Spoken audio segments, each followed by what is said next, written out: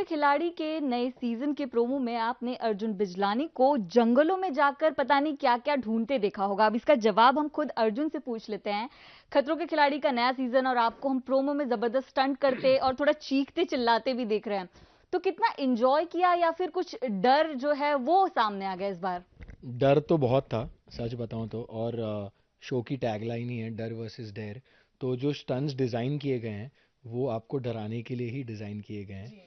और वाकई में बहुत मुश्किल स्टंट्स होते हैं।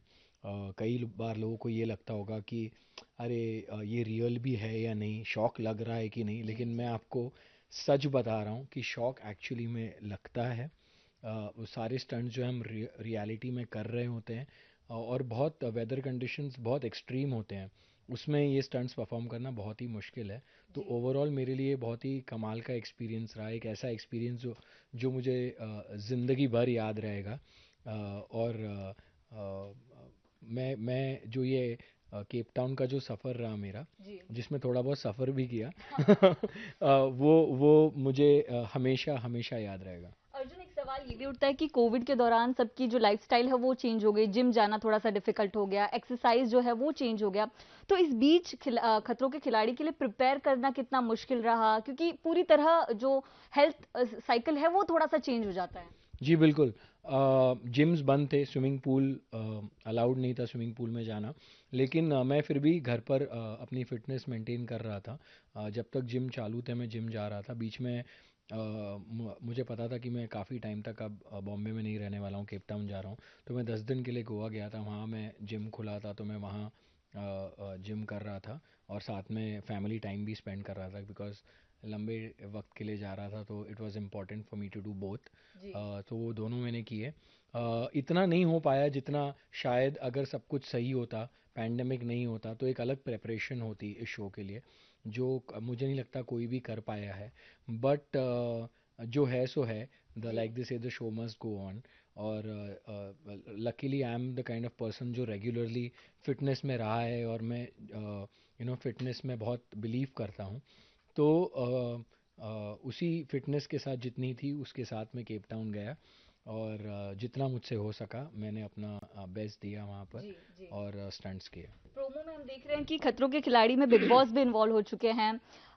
एक प्रैंक कर रहे हैं आप, तो उसको कितना ज्यादा एंजॉय किया आपने? और Rohit Shetty as a host या फिर एज अ टीचर के तौर पर क्या आपके साथ सामने आए? I think Rohit sir is one of the best directors we have. तो उनको कैमरा के पीछे क्या चलता है और आगे क्या चलता है, दोनों की जानकारी बहुत है। जी। और उनके बिना ये शो पॉसिबल नहीं है, बिकॉज ऐसे कई सारे स्टंट्स होते हैं जो इतने मुश्किल होते हैं कि आपको बीच में लगता है कि शायद मैं ये स्टंट ना कर पाऊँ या मुझसे नहीं हो रहा है।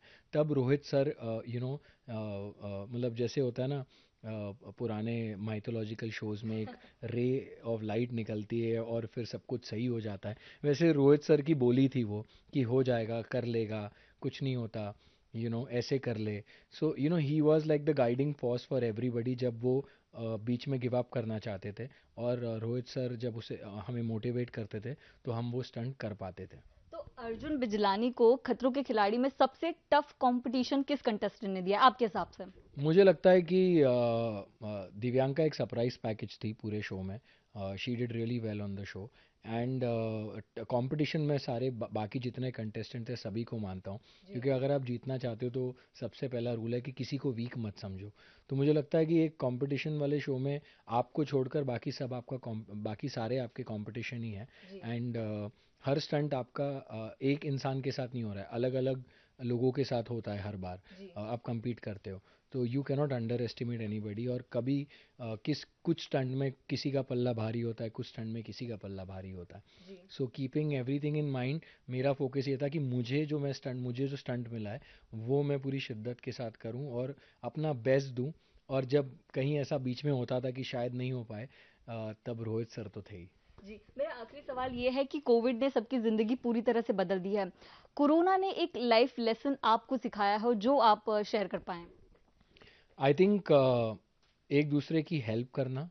और मैंने रियलाइज़ किया कि ह्यूमैनिटी, हम सब एक जुड़े हुए हैं, एक दूसरे से जुड़े हुए हैं। जी। करोना ने हमें ये सिखाया है कि कोविड ने ये नहीं देखा कि कौन अमीर है कौन गरीब है, आप हिंदू हो, मुस्लिम हो, सिख हो, या क्रिश्चियन हो, ये किस कोविड सबके लिए बराबर जैसा था। और मैंने ये देखा कि कैसा पूरा देश इकट्ठा आया एक दूसरे की मदद करने के लिए, जिनके पास काम नहीं था या जिनके पास राशन नहीं पहुंच पा रहा था, कैसे हम सब, आपने, मैंने, सबने किसी ना किसी वे में इस कोरोना में एक दूसरे की हेल्प की है। और मैं चाहता हूँ कि जब ये पैंडेमिक ख़त्म भी हो जाए तो हम एक बेसिक जो रूल है लाइफ का उसे ना भूलें कि वी आर कनेक्टेड, सब बिल्कुल। लोग कनेक्टेड हैं।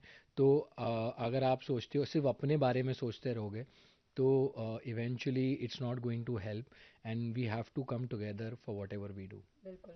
तो अर्जुन, जाते जाते दर्शकों को ये जरूर बता दीजिए कि खतरों के खिलाड़ी में इस बार सबसे खास वो क्या देखे, क्योंकि सब बेसब्र हैं।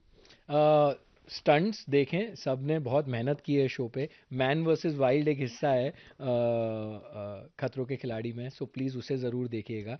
बहुत मस्ती की है मैंने उसमें। और रोहित सर एक ऐसी पर्सनालिटी है जिनको आप कभी मिस नहीं कर सकते। वो एक बहुत अच्छे इंसान भी है, बहुत हम्बल है, और उनसे हम सब ने बहुत सीखा है।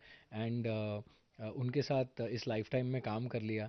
आई think that's a great take away इतने बड़े डायरेक्टर के साथ। सो आई थिंक मैं बहुत खुश हूँ इस एक्सपीरियंस के साथ। और जितने भी आगे एक्टर्स को ये शो ऑफर होगा, मैं उनसे कहना चाहूँगा कि ये एक्सपीरियंस ज़रूर लीजिएगा। दिस इज़ वन एक्सपीरियंस, ऐसा स्टंट्स है जो वैसे आप कभी नहीं कर पाओगे, एंड चाहे आप पैसे दोगे तो भी नहीं कर पाओगे। और यहाँ तो आपको पैसे मिलने वाले हैं, तो प्लीज़ शो को मना मत कीजिएगा, and go with it with a strong will power, वरना आप नहीं कर पाओगे। जी, thank you so much. Thanks. तो अर्जुन को हम सब देखने के लिए एक्साइटेड हैं खतरों के खिलाड़ी में। आप भी देखिए और बताइए कि कितना मजा आया आपको।